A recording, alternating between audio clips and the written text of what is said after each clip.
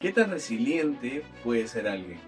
¿Cómo salir de esa etapa de oscuridad, de confusión, para poder encontrar otra vez nuestro camino? Todas esas preguntas las iremos resolviendo el día de hoy en este podcast, que hemos grabado con Nicolás Suárez y que estoy seguro te va a servir, no solo para el día a día, sino también para que puedas seguir adelante y seguir buscando tus sueños.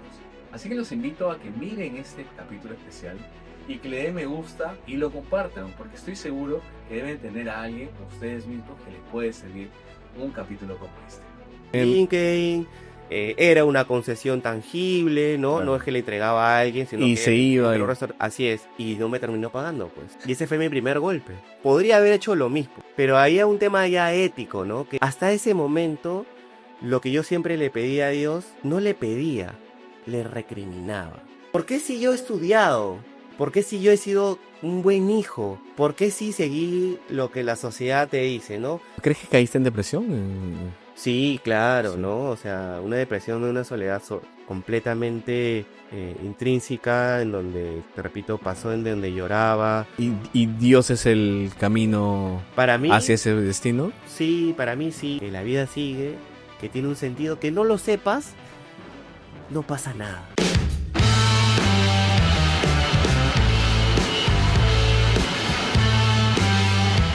Hola, ¿cómo están? Bienvenidos a un capítulo más de Facto. Hoy estoy con Nicolás Suárez. Nico es un amigo de una vida pasada laboral. Podemos coincidir en muchas cosas, muchos pensamientos. Y retomamos contacto para hablar de ciertos temas de la vida. Y tiene una historia muy interesante que contar.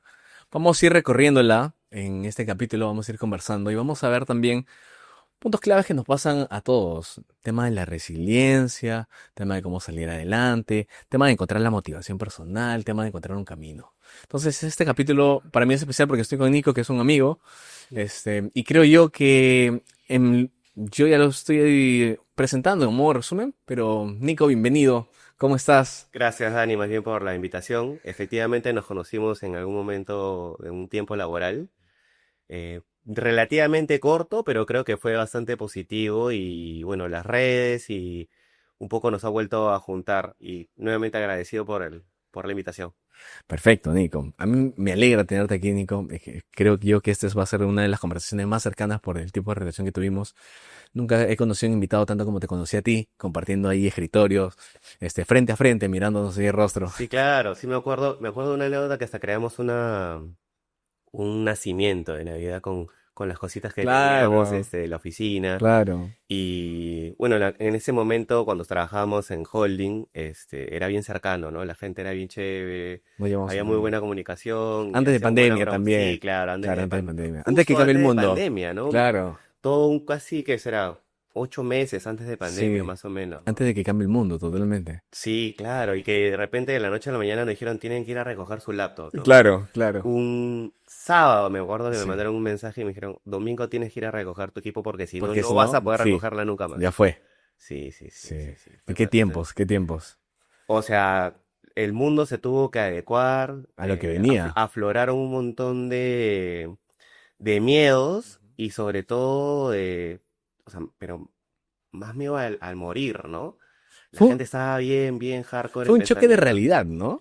Sí, te das cuenta que no estabas preparado para ese tipo de cosas, ¿no? Y a veces sucede que uno, cuando está bien, digamos que deja de pasar muchas cosas, ¿no?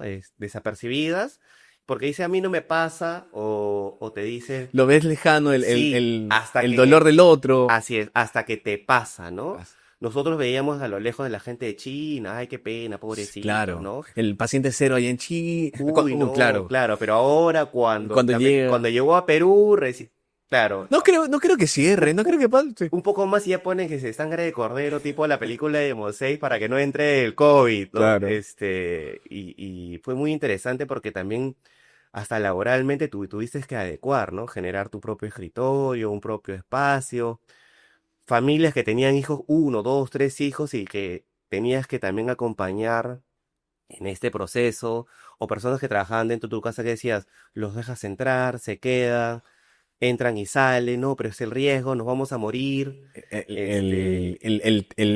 No sé si te pasó a ti, pero a mí me daba cuando salía a la calle, regresaba y yo sentía los síntomas. Así. tosía. Y tú decías, no, Sí, seguro es no. el COVID. Sí, y solo salía a la esquina como para ver algo, porque había mucho temor. Sí, sí, sí. A mí me dio COVID antes de que viniera la primera vacuna. Mm. O sea, le da a mi esposa, que no sé cómo le da en verdad, porque de alguna otra manera estábamos como que muy cuidadosos, ¿no? De que los sprays con alcohol y te bañabas, te cambiabas la ropa la ponías en una cesta, te entrabas a duchar, Mira, sí, y le da a ella, y luego a los días me da a mí. O sea, mi esposa entra al cuarto de mi hija y la encerramos, pero luego me da a mí a los 2, 3 días, ¿ya? Y yo ya estaba solamente con mi hija y la trataba de acompañar, estaba preparando el trabajo, este, y llega un momento en donde cuando me da a mí, yo digo, ¿a quién acudo? claro. Y lo primero que se me ocurrió fue acudir a mi familia.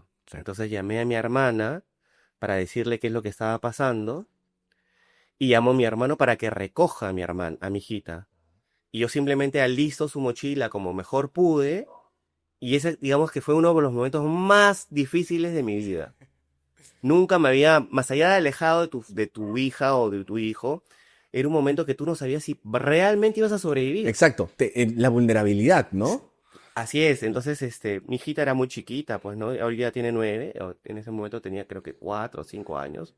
Te sientes Entonces simplemente lo vulnerable. abracé, mi esposa nunca se despidió, la vio desde la ventana, porque yo vivo en un tercer piso. Y jamás ni siquiera a mi hijita le dijo chao mamá, ni nada por el Oh, estilo. Ella ni siquiera supo qué es lo que yo había hecho. claro. Solo sabía que te ibas. Y se fue. Y la Mm. bebé se fue a la casa de mi hermana. Mi hermana la tuvo cerca de un mes. Mm. A mí, me afectó los pulmones hasta un Fue bravo. 86% más o menos. No fui a UCI, no fui al hospital porque yo me resistía. En algún momento termina mi esposa cuidándome. Y aquí es súper interesante, ¿ya? Porque mi padre me enseñó, trata al otro como te gustaría que te traten. Claro. Y entonces, nosotros sí como familia siempre no hemos sido muy dadivosos ni hemos hecho las cosas por querer de alguna manera buscar la reciprocidad, pero sí con el buen corazón de poder dar la mano en el momento que sea necesario. Claro. Y el primer acto de amor que pude evidenciar fue el de los vecinos. O sea, Mira. los vecinos, es un edificio muy pequeño de 6 departamentos, los vecinos me enviaron comida, porque Giselle tampoco podía cocinar, nos dejaban comida en la Ah, puerta, nos tocaban la puerta, y bueno, con eso nos pudimos alimentar una cantidad de días, ¿no? mm, Y ese fue, como te digo, ya en mi época de casado, se puede decir como que el primer acto de amor que yo pude visualizar ante los demás, ¿no? Hoy me llevo muy bien todavía con los dueños de los departamentos. eh, y como te digo, a mí me afectó mucho más. Yo estaba bien, o sea, sentía así, te dolía la cabeza, pero de repente comencé a caer horrible porque me comenzó a faltar el aire. Realmente tenía esa necesidad de que no puedo respirar. sí te dio Normalmente soy un fuerte. tipo, digamos que, ¿Resistente?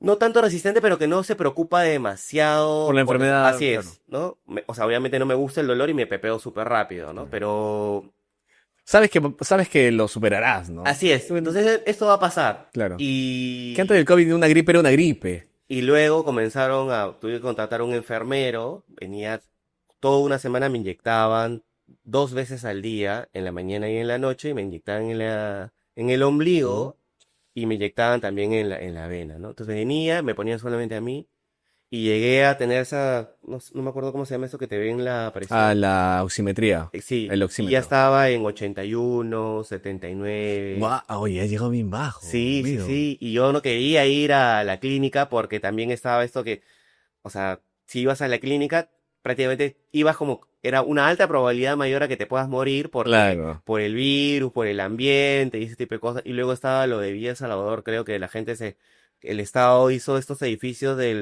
que crearon para los panamericanos y ahí te encerrabas y ahí hasta que salieras, ¿no? Claro. Y que luego escuchabas casos en que se te moría el papá, la mamá, el Y, sobrino. Y han habido te casos. cuento, sí, en mi familia ocurrió eso. O sea, literal, un grupo familiar, mamá, hija, hijo, se fueron. O ¿Ves? sea, por el COVID. Este, fue una época en que traía, y la reflexión, justo coincide con el podcast este tema del COVID, Ujú. fue una época muy difícil, pero que también sacó muchas cosas buenas. Lo que mencionas de los vecinos ayudándote. Sí. O sea, creo que no ha habido una etapa en la humanidad no tan cercana, por lo menos, o que esta generación recuerde, en donde ha hecho reflexionar sobre el tema de la misma humanidad.